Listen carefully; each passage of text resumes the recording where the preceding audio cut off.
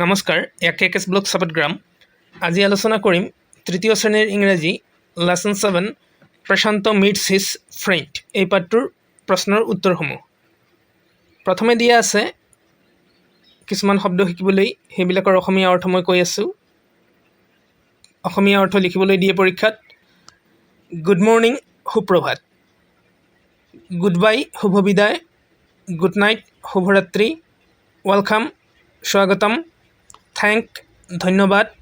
please অনুগ্ৰহ কৰি প্ৰপোজাল প্ৰস্তাৱ ইভিনিং ৱাক সান্ধ্য ভ্ৰমণ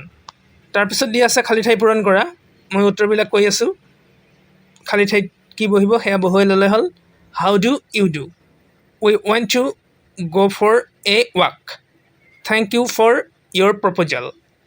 please have a cup of tea Rajib and Prasanta go out for the evening walk তাৰপিছত 4 নম্বৰত দিয়া আছে on which day will Prasanta go for a picnic প্ৰশান্তই কোনদিনা পিকনিকলৈ বা বনভোজলৈ গৈছিল on which day ঠাইত Sunday লিখিলে হ'ব Sunday will Prasanta go for a picnic নাইবা উল্টা কৰি লিখিব পৰা যায় Prasanta go for a picnic on Sunday যেনেদৰে সুবিধা হয় তেনেদৰে লিখিলেই হ'ল একেই উত্তৰ 5 নম্বৰ দিয়া আছে who goes to Rajib's house ৰাজীৱৰ ঘৰত কোনে গৈছিল Prasanta goes to Rajib's house 6 number দিছে খালি ঠাই পূৰণ কৰা মই উত্তৰ কেইটা কৈ আছো Rajib and Prasanta are friends Prasanta goes to Rajib's house Rajib welcome Prasanta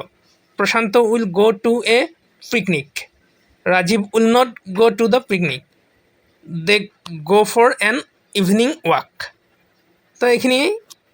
চেনেলটো সাবস্ক্ৰাইব কৰি ৰাখিব লাইক কমেন্ট আৰু শেয়াৰ কৰিব কিবা ক'ব লগা থাকিলে কমেন্ট কৰি জনাব নমস্কাৰ